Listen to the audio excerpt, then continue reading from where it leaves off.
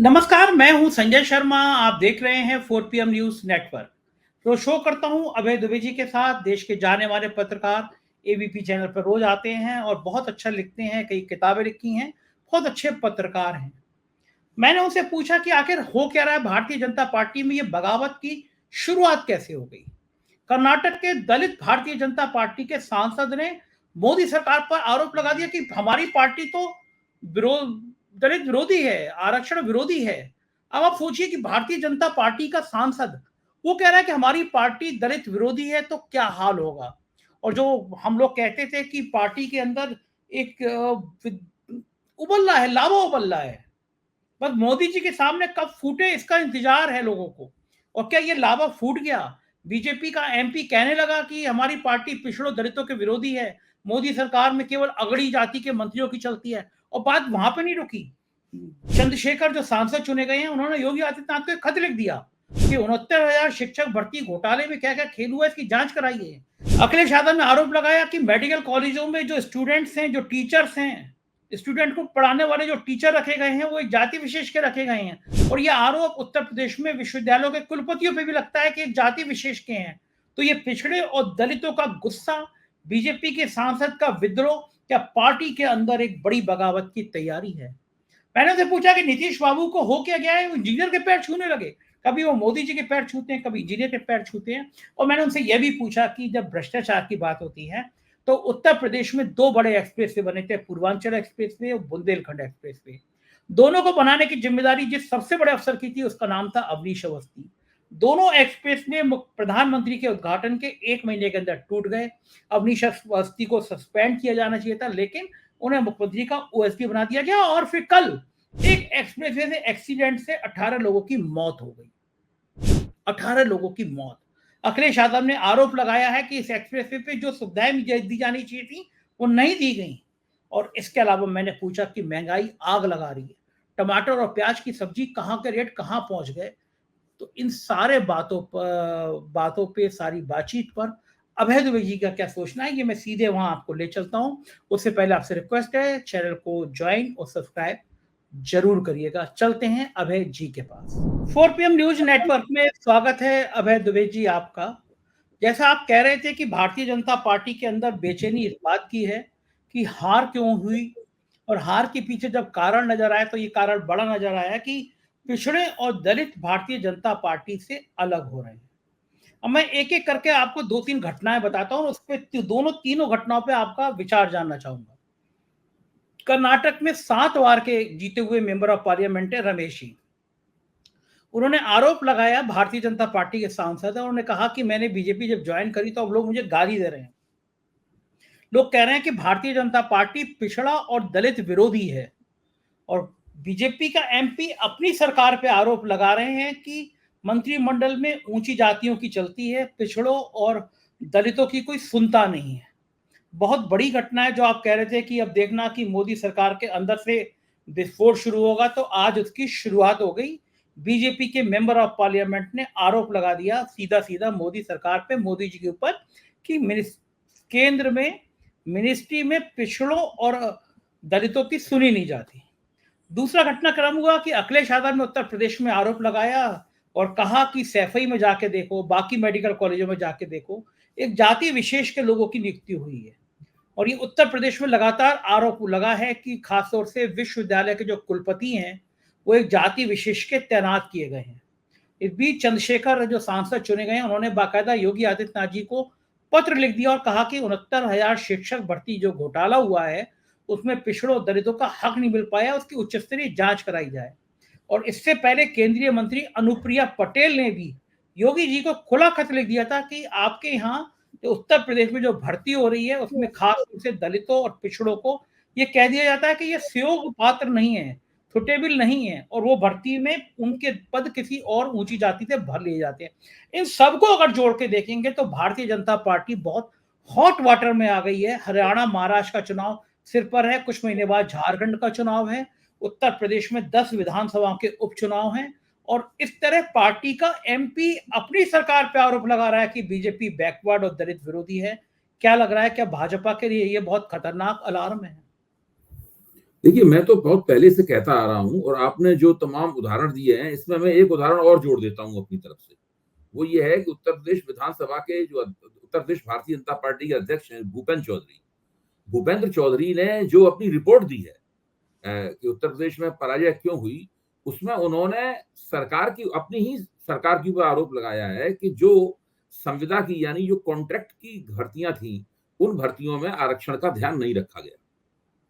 वो भर्तियां दरअसल अगर आरक्षण का ध्यान नहीं रखेंगे तो सब जगह जनरल कोटे के जो ब्राह्मण बनिया ठाकुर लोग जो हैं, ब्राह्मण बनिया ठाकुर कायस्थ भूमिहार, इन्हीं की नियुक्तियां हो जाएंगी।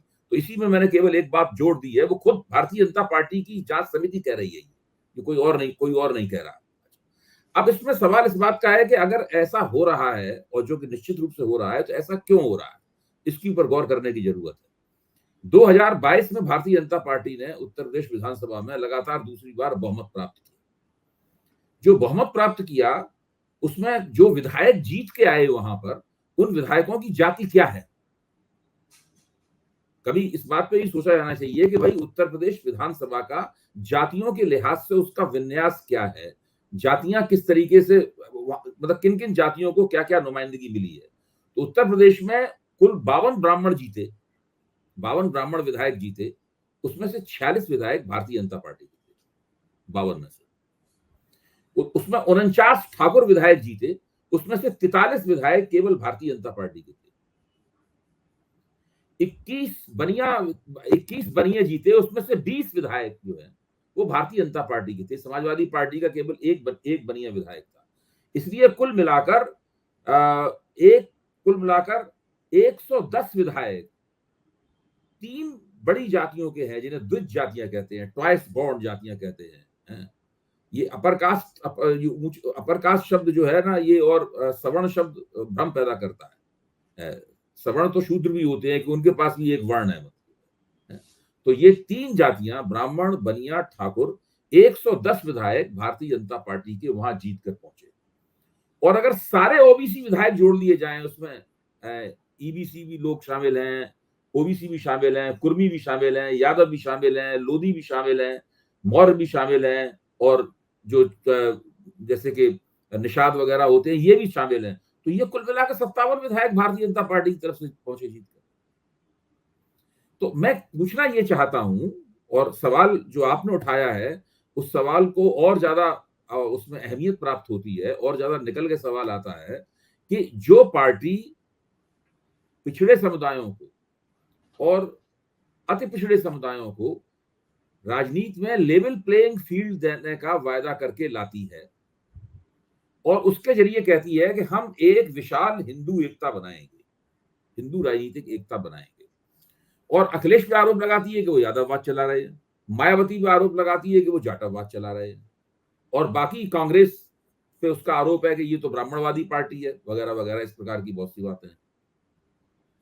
तो वो पार्टी जब उत्तर प्रदेश विधानसभा का चुनाव जीतती है, तो ऐसा क्यों होता है कि 110 में 3 सर्वोच्च जातियां, 110 विधायकों की 3 सर्वोच्च जातियां होती हैं, और हर तरह के ओबीसी को मिला दें तो 57 ओबीसी होती है, तकरीबन दूनी है ऊंची जातियां उसके अंदर।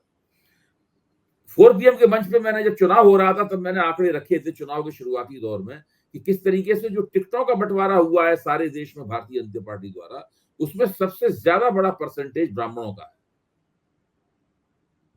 देखिए, हम लोग यहाँ किसी जाति के खिलाफ नहीं बोल रहे हैं, हम और आप दोनों ही ब्राह्मण समुदाय से आते हैं, ब्राह्मण परिवारों में पैदा हुए, हम लोग किसी जाति के खिलाफ नहीं बोल रहे। हम लोग तो ये कह रहे हैं कि किसी पार्टी का दावा क्या है और उस दावे का यथार्थ क्या है। 37% टिकट जो है भारतीय जनता पार्टी ने लोकसभा के लिए भी ब्राह्मणों को दिए थे। अब आप अंदाजा लगाइए कि उत्तर प्रदेश में ठाकुरों की आबादी कितनी है, बनियों की आबादी कितनी है, ब्राह्मणों की आबादी देश के दूसरे प्रांतों से उत्तर प्रदेश में ठीक है, बनियों की आबादी ज्यादा है, बनियों की आबादी, लेकिन दरअसल कुल मिला के बनियों उनकी आबादी कितनी है? ये जो नुमाइंदगी आपको दिखाई पड़ रही है विधानसभा में, क्या ये नुमाइंदगी उनकी आबादी के मुताबिक है? अब प्रश्न ये बहुत महत्वपूर्ण सवाल है, और बहुत दिनों तक ओबीसी, ईबीसी और दलितों ने ये सवाल पूछे नहीं। जो भारतीय जनता पार्टी ने, सामाजिक न्याय की पार्टी है, लालू यादव की पार्टी और मुलायम सिंह यादव की पार्टी और मायावती, कांशीराम की पार्टी के खिलाफ जो प्रचार किया था इन लोगों ने, कि भाई ये लोग किसी एक जाति को ही बढ़ावा देते हैं, दूसरी जातियों को प्रोत्साहन इनके यहाँ नहीं मिलता। तो उसके जरिए पहले उन्होंने ईबीसी और महादलितों को अपनी तरफ खींचना शुरू किया बीजेपी ने शुरुआती दौर में। धीरे धीरे जो यादवों से भी ज्यादा मजबूत कुर्मी जाति है, कुर्मी जातियों के विधायक 21 हैं, सब भारतीय जनता पार्टी के विधायक विधानसभा में, जबकि कुर्मियों की आबादी दूसरे पिछड़ी जातियों के मुकाबले सबसे ज्यादा कम है वहां पर। तो दरअसल इन लोकसभा चुनावों में जब विपक्ष ने संविधान हाथ में लेकर, खासतौर से राहुल गांधी ने संविधान की किताब हाथ में लेकर, अखिलेश यादव ने, इन सब लोगों ने मिलकर जब प्रचार किया और कहा कि भाई ये लोग संविधान को बदलेंगे और आरक्षण के साथ ये छेड़छाड़ करेंगे, तो धीरे धीरे उस बड़ी तत्परता के साथ इन तमाम समुदायों ने इस पर विश्वास कर लिया, क्योंकि साफ दिखाई पड़ रहा था कि भारतीय जनता पार्टी जिस लेवल प्लेइंग फील्ड का दावा करती थी वो उसने नहीं दिया है, और ये कुल मिलाकर अंततः एक ब्राह्मण बनिया पार्टी है। ब्राह्मण बनिया पार्टी एक मुहावरा है, मतलब एक तरह का रूपक है ब्राह्मण बनिया पार्टी। कुल मिलाकर ऊंची जातियों की ये पार्टी है। ये समरसता के नाम पर, भाई बीजेपी आरएसएस वाले कहते हैं नहीं, हम समता के सिद्धांत की बात नहीं करते हैं, हम समरसता के सिद्धांत की बात करते हैं। कि समरसता के नाम पर ये दरअसल जो 3 ऊंची जातियां हैं उन्हीं को प्रोत्साहन देने वाली पार्टी है। और जैसे ही उनको ये यकीन हुआ, वैसे ही उनके वोट इनसे अलग होने लगे। यहां तक कि जो वोट जाटों का फ्लोटिंग था वो भी उनकी तरफ नहीं गया, वो कांग्रेस और समाजवादी पार्टी का जो गठजोड़ है उस गठजोड़ के पास चला गया। अब भारतीय जनता पार्टी की जो हिंदू एकता है, जिससे 45 से 55% के बीच का एक बहुत ही विशाल हिंदू समाज एकजुट हो जाया करता था इनके पक्ष में, है, उसके ऊपर एक बहुत बड़ा सवालिया निशान लग गया है। लोकसभा चुनाव ने बता दिया है कि इस समाज के इस हिस्से में बड़े पैमाने पर भाजपा के वोटों में क्षय हुआ है। जैसे जैसे समय आगे बढ़ेगा और ये बहस भी आगे बढ़ेगी, अब आप बताइए राजस्थान में किरोड़ीमल मीणा ने क्यों इस्तीफा दिया? किरोड़ीमल मीणा किस बिरादरी के हैं? मीणा बिरादरी तो अनुसूचित जनजाति बिरादरी की है ना। जबकि हम लोग जानते हैं कि मीणा लोग आमतौर पर कांग्रेस के वोटर रहे हैं राजस्थान। केवल भारतीय जनता पार्टी की तरफ से किरोड़ीलाल मीणा ही थे जो इन वोटरों को भाजपा की तरफ ले जाने की कोशिश करते थे। बहुत ही संघर्षशील नेता थे किरोड़ीलाल मीणा, लेकिन कहीं ना कहीं तो मीणा जी को लगा होगा। और इस बार के लोकसभा चुनाव में राजस्थान में विपक्ष का शानदार प्रदर्शन रहा है, उसमें मीणा वोटों ने बहुत महत्वपूर्ण भूमिका निभाई है। कहीं उन्होंने गुर्जरों के साथ एकजुट हुए, कहीं वो जाटों के साथ एकजुट हुए। इस तरीके से मीणा वोटरों ने भारतीय जनता पार्टी को हराने में प्रमुख भूमिका निभाई है। यहाँ तक कि चुनाव के दौरान इस तरह की खबरें आ रही थी, इस तरह के वीडियो आ रहे थे कि जब किरोड़ीलाल मीणा इलाकों में प्रचार करने जाते थे तो लोग कहते थे कि भाई हम भारतीय जनता पार्टी के साथ नहीं है। तो मीणा जी को कुछ कहना पड़ता था, मीणा जी कहते थे अरे छोड़िए, मेरी बात का सम्मान कीजिए, मुझे वोट दीजिए। तो ये भाजपा इस पूरे संकट से गुजर रही है, और इस संकट से भाजपा का निस्तार मुश्किल है, क्योंकि तथ्य और आंकड़े बिल्कुल उसके खिलाफ जाते हैं। जब इन्होंने एक हिंदू एकता बना ली तो उन्होंने लगा कि इसी तरीके से ये लोग हमें वोट देते रहेंगे, लेकिन ऐसा नहीं हुआ। अबे जी, ये तो मैंने मान लिया कि ये पिछड़े और दलित का वोटों का रुझान बीजेपी से अलग हुआ, हार का नतीजा की मैं मान सकता हूँ। लेकिन अभी जुमा 1 महीना हुआ है कल सरकार को।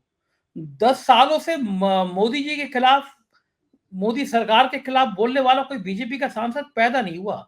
चाहे गडकरी हो, राजनाथ हो, योगी आदित्यनाथ हो, वो तो खैर मुख्यमंत्री हैं, लेकिन बाकी जितने सांसद थे, नेताओं में बात कर लें तो शिवराज वसुंधरा, कोई बोल नहीं पाया।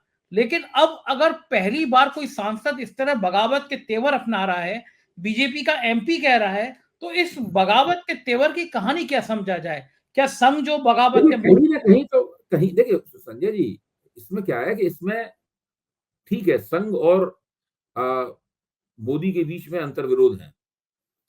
संघ और मोदी और शाह द्वारा नियंत्रित जो भारतीय जनता पार्टी है उसके बीच में अंतर्विरोध है। एक तरह का टकराव दिखाई पड़ता है और दोनों के बीच में एक गृह युद्ध भी चल रहा है। लेकिन ये जो मोदी ने किया है, इस तरह टिकट बांटे गए हैं, क्या इसका दोष संघ के दरवाजे पर नहीं आना चाहिए? क्या उनको हम लोगों को बेकसूर डिक्लेयर कर देना चाहिए, घोषित कर देना चाहिए? केवल मोदी और शाह ही इसके जिम्मेदार हैं। भाई अगर संघ को ये खराब लग रहा था तो संघ को लग रहा था कि ये समरसता की जो थीसिस है हमारी उसके खिलाफ है, इससे हिंदू एकता को नुकसान होगा, तो उसको इसका विरोध करना चाहिए था। जब चुनाव के बीच में मोदी और शाह के साथ में दत्तात्रेय होसबोले और मोहन भागवत की मीटिंग हुई थी, तो क्या उन लोगों ने कहा था कि आप लोगों ने टिकट गलत बांटे?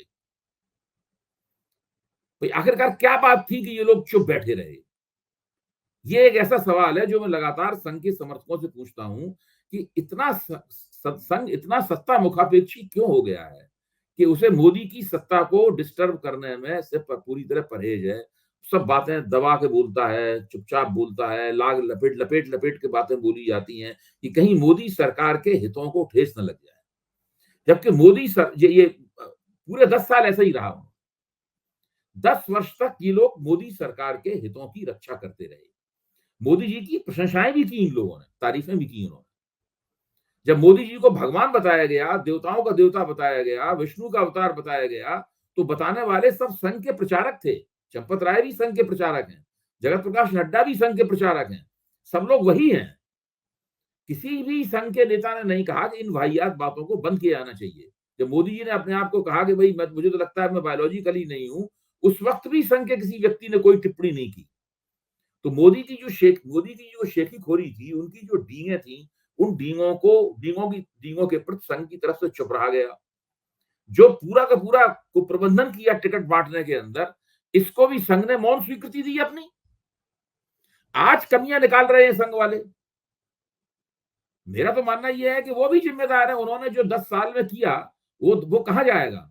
वो क्या इतिहास में दर्ज नहीं होगा? दरअसल तो ये अगर मोदी जी को भी 300 सीटें मिल जाती तो ये सब लोग मोदी जी का ढोल मजीरे लेके अभी भजन कर रहे होते पूरे के पूरे। अब मोदी जी को चूंकि बहुमत नहीं मिला, इसलिए इस तरह की बातें की जा रही हैं। लेकिन एक बताइए कि ये जो बगावत आप देख रहे हैं एक एमपी की, क्या अब ये आपको लग रहा है कि और एमपी भी बगावत कर सकते हैं और एमपी भी मोदी जी को जवाब दे सकते हैं? ये बड़ा चौंकाने वाली चीज है। बीजेपी संसदीय दल की दोबारा बैठक होगी तो उसमें भी क्या विरोध के स्वर उठ सकते हैं कि देश में हालात क्या है? 1 महीने हुआ है अभी और 1 महीने में देश के वो हालात हो गए हैं, चाहे वो फौजियों का मामला हो, नीट का मामला हो, तरह तरह की चीजें सामने आ रही हैं। देखिए, मैंने कल भी कहा था और परसों भी कहा था 4 पीएम के मंच पर कि ये एक ऐसी सरकार है जो अपने उद्घाटन क्षण से ही अलोकप्रिय होती जा रही है।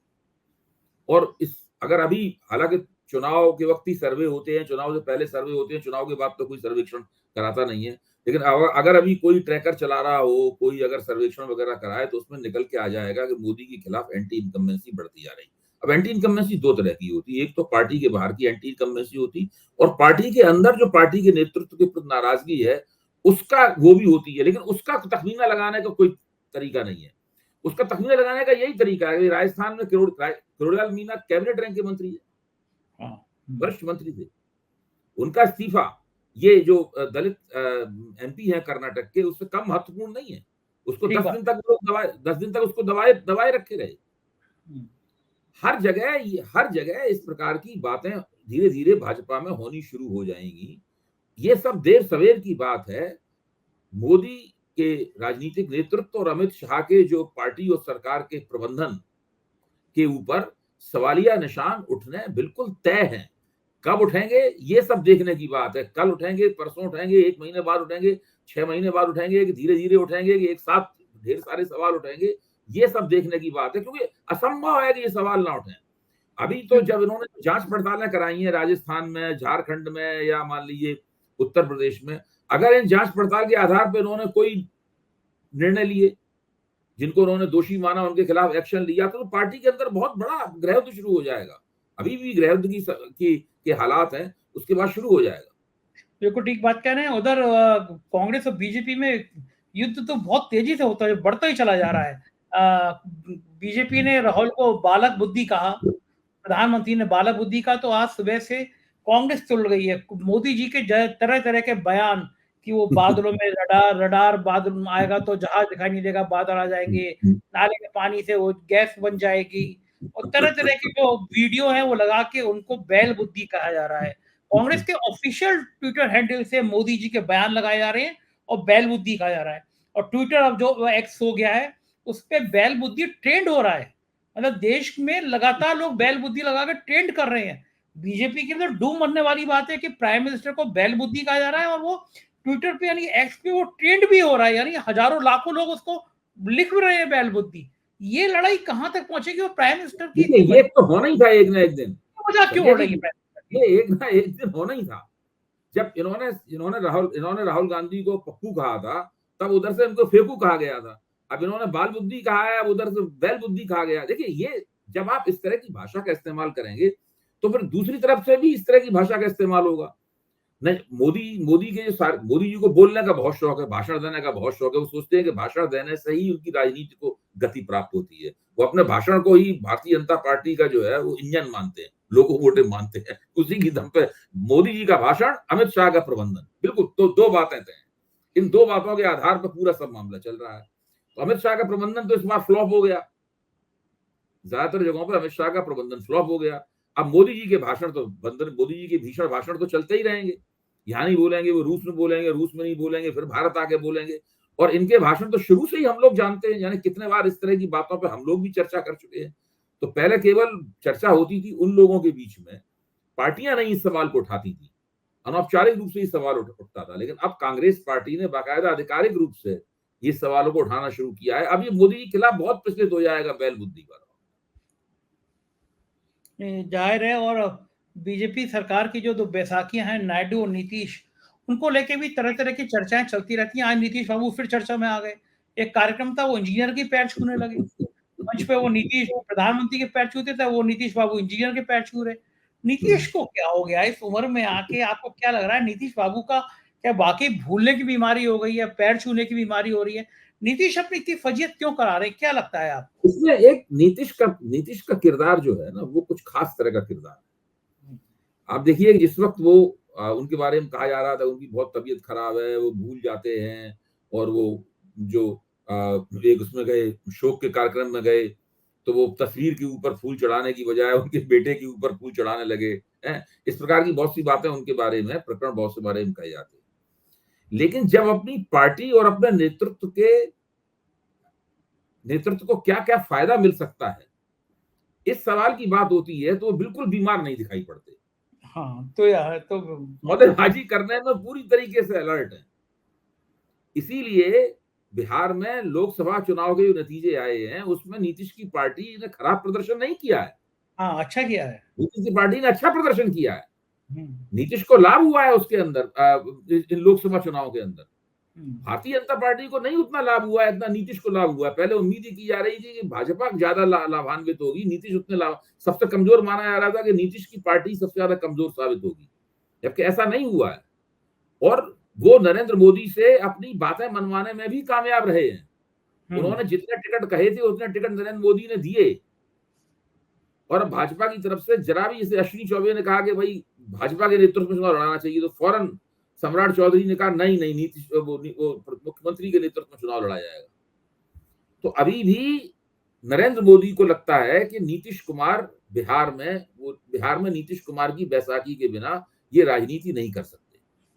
इसलिए वो किसी भी तरीके से नीतीश कुमार को छोड़ना नहीं चाहते, और नीतीश कुमार की जो तमाम शर्तें हैं, उन शर्तों को मानने के लिए ये तैयार बैठे हुए। तो मैं तो मानता ये हूं कि भले ही नीतीश कुमार ने प्रधानमंत्री का हाथ पकड़ के देखा, टटोल के देखा हो, भले ही, हालांकि वो वीडियो में मुझे लगता था कि नरेंद्र मोदी उनके पैरों की तरफ झुक रहे हैं या वो उनके पैरों की तरफ झुक रहे हैं। थोड़ी ध्यान से उस वीडियो को एक बार फिर देखा जा सकता है। लेकिन इन सब घटनाओं के बावजूद, जो कि गैर जरूरी घटनाएं थी, दोनों में किसी को ऐसा नहीं करना चाहिए था, इन सब घटनाओं के बावजूद भी जहां तक राजनीतिक पेशबंदी का सवाल है, वहां नीतीश कुमार का स्वास्थ्य मुझे बिल्कुल ठीक लग रहा है। वो पूरी तरह सतर्क, चौकन्ने और चाक चौबंद। बिल्कुल ठीक कह रहे हैं। एक बड़ा मुद्दा है देश का, और मुझे समझ में नहीं आता कि सरकार सोच क्यों नहीं रही है। महंगाई इतना बड़ा मुद्दा था, सरकार को लगता था महंगाई नहीं है। इस समय अभय जी, आप टमाटर ले लीजिए, प्याज ले लीजिए, सब्जियां ले लीजिए, बिल्कुल आसमान छू रहे हैं रेट। मध्यम वर्गीय परिवार की कमर टूट गई है। गरीब तो बेचारा प्याज और टमाटर के दर्शन ही नहीं कर पा रहा। सरकार को याद ही नहीं है क्या? फिर वित्त मंत्री बयान दे देंगे कि मैं तो प्याज ही नहीं खाती। इस तरह का कोई बयान फिर आ जाएगा। सरकार चिंता क्यों नहीं कर रही कि ये महंगाई एक बहुत बड़ा मुद्दा है, लोगों को जोड़ने का मुद्दा है, लोग परेशान हैं, और लेकिन सरकार गायब है। देखिए, दो ऐसे सवाल हैं, महंगाई और बेरोजगारी। इन दोनों के मामले में सरकार ने ये मान लिया है, केवल अपने मुंह से घोषित नहीं किया है, बाकी सरकार ने मान लिया है कि भाई ये दोनों हमारे दायरे से बाहर की चीजें हो गई हैं, हम इनको नियंत्रित नहीं कर सकते। हम महंगाई को नीचे नहीं कर सकते, महंगाई को कम नहीं कर सकते, और बेरोजगारी की दर हम नहीं कम कर सकते। अपने आप हो जाए कुछ तो हो जाए। ये सरकार के पास इसकी कोई नीतिगत योजना नहीं, सरकार के पास ऐसा कोई फंडा नहीं है जिसका इस्तेमाल करके सरकार जनता को किसी भी किस्म की राहत पहुंचा। सरकार धन की कमी की भी शिकार है। अगर सरकार आज तेल की कीमतें कम कर दे, केवल तेल की कीमतें, पेट्रोल और डीजल की कीमतें सरकार कम कर दे, तो सारे देश में महंगाई की स्थिति पर असर पड़ जाएगा, क्योंकि उससे ढुलाई तुरंत सस्ती हो जाएगी, माल की ढुलाई सस्ती हो जाएगी, चीजें सस्ती हो जाएंगी। अब जैसे कि जो सोवियत संघ से इन्होंने जो कच्चा तेल लिया था सस्ती दर पे, उसके फायदे उन्होंने उपभोक्ताओं तक नहीं पहुंचाए। चुनाव के दौरान कुछ तेल की कीमतें कुछ प्रदेशों में कई जगह कुछ कम हुई थी, बाकी कहीं भी कम नहीं हुई। तो जब तक ये सरकार इन महंगाई और बेरोजगारी को घटाने के लिए कोई कदम नहीं उठाएगी, और उसके लिए पहले सरकार को सार्वजनिक मंच पर स्वीकार करना होगा। अभी तक तो सरकार इस मामले में डिनायल मोड में है। सरकार को सार्वजनिक मंच पर स्वीकार करना होगा कि देश इस वक्त महंगाई और बेरोजगारी की समस्या से जूझ रहा है, और हम प्रतिबद्ध हैं कि हम इतने इतने दिनों में इस समस्या का कुछ ना कुछ निदान करेंगे। सरकार तो मानने के लिए ही तैयार नहीं है कि ये कोई समस्या भी है। इसीलिए चुनाव में रणनीति बनाते समय भी कभी भी महंगाई बेरोजगारी को समस्या नहीं माना गया। ये माना गया कि जो लोग गरीब हैं उनको हम तो मुफ्त अनाज दे ही रहे हैं, तमाम सारे डायरेक्ट बेनिफिट ट्रांसफर हो रहे हैं, किसानों को हो रहा है, इसको हो रहा है, उसको हो रहा है, फलानी योजना है, करोड़पति लखपति दीदी बनाई जा रही, कहीं कुछ हो रहा है, कहीं कुछ हो रहा है। इस प्रकार की बहुत सारी ड्रामेबाजियां तो सरकार कर रही है, लेकिन बाजार में ठोस हस्तक्षेप करके फूड कॉर्पोरेशन ऑफ इंडिया की तरफ से और दूसरी अपनी सरकारी संस्थाओं की तरफ से ठोस हस्तक्षेप करके महंगाई को नियंत्रित, नीतिगत उपाय अपनाकर महंगाई को नियंत्रित करने की, और व्यापारियों को बुलाकर उनसे कहने की कि भाई आप जरा कुछ ठीक कीजिए, ये सब बहुत ज्यादा महंगाई बढ़ रही है, इसका कोई सरकार के पास ना है। महंगाई पहले से ही काफी है, जैसे ही मौसम में कुछ गड़बड़ी, आप इस वक्त चारों तरफ बाढ़ आई हुई है, अभी तो बारिश की शुरुआत है, बाढ़ आई हुई है बड़े पैमाने पर, तो उसमें तमाम सब्जी अब्जी है और तमाम उस चीज की सप्लाई और बाधित हो गई है। यानी पहले से ही महंगा मार्केट है। उस महंगे मार्केट में अगर सप्लाई चेन जरा भी प्रभावित होती है तो फिर जो दाम जो होते हैं आसमान को छूने लगते हैं, और वही सब हो रहा है बिल्कुल हम लोगों के सामने। और सरकार के पास, सरकार हाथ में हाथ रख के बैठी हुई है। देखिए, सरकार को तो मुझे लगता है कि आज 10 तारीख, 1 महीना सरकार का हो गया है, सरकार ने एक भी कदम ऐसा नहीं उठाया है जो जनता को राहत देने वाला कदम।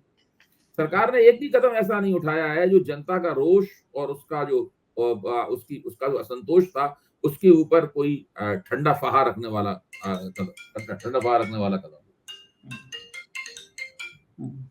सरकार को तो मुझे लगता है कि कोई मतलब ही नहीं है। आज देखिए, कल एक्सप्रेसवे पे, आगरा एक्सप्रेसवे पे 2 गाड़ियां भी और 18 लोग मर गए।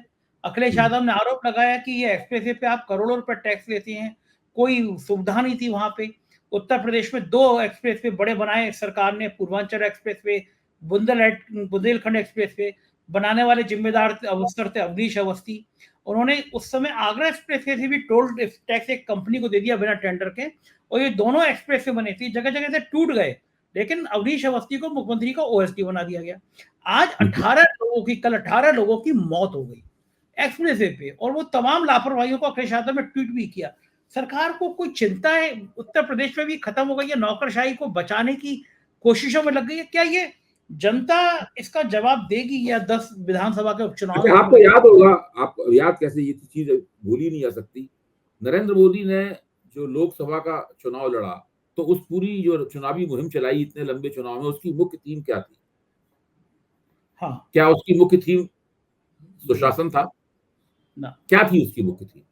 उसकी मुख्य थीम थी मुसलमान विरोध, उसकी मुख्य थीम थी सांप्रदायिकता, उसकी मुख्य थीम थी आपकी टोटी खोल ले जाएंगे, आपका सोना चांदी छीन लिया जाएगा, आपका मंगलसूत्र उतार लिया जाएगा, आपका एक कमरा ले लिया जाएगा, आपकी भैंस खोल ली जाएगी। यही तो मुख्य थीम थी उसकी। अब मोदी जी को ये सब बातें याद आ रही हैं, भारतीय जनता पार्टी के लोगों को ये सब बातें याद आ रही हैं। भाई, इन्होंने देश में शासन, सुशासन, कुशासन क्या दिया, इसका तो कोई दावा ही नहीं किया इन लोगों ने, कोई नहीं किया। तो ये लोग ये मानते हैं कि चुनाव आएगा, हम नफरती भाषणों का सैलाब बहा देंगे। उनमें मोदी जी भी कुशल हैं और आपके मुख्यमंत्री आदित्यनाथ जी भी उसमें कुशल हैं। आदित्यनाथ जी की तो यूएसपी यही है, और मोदी जी ने चुनाव में दिखाया कि उनका भी यूएसपी यही है। तो यही यही भारतीय जनता पार्टी का यूएसपी है। इसी तरह उन्होंने चुनावी मुहिम चलानी है, तो उससे क्या फर्क पड़ता है? जैसे चुनाव आएगा वो सांप्रदायिक आग उगलना शुरू कर देंगे। बिल्कुल ठीक बात है और बहुत कभी दुखद है कि कभी वो हालात सिक्का चल जाता है, कभी सिक्का नहीं चलता है, कभी कभार चला भी है पिछले दिनों में, इस बार बिल्कुल नहीं चला। बिल्कुल ठीक बात है, बिल्कुल सही कह रहे हैं और यही हालात हैं और बहुत दुखदाई हालात हैं, लेकिन शुक्रिया अभय जी, आपने इतना कीमती समय दिया। थैंक यू, आभार। तो ये थे अभय दुबे जी और आपने सुना कि वो क्या कह रहे थे। उनका मानना है कि बीजेपी के अंदर एक लावा फूट रहा है, कभी भी ज्वालामुखी बन सकता है। हालात यही हैं और फिर क्या कहा जाए, बिल्कुल हालात बेकाबू होते हुए नजर आ रहे हैं।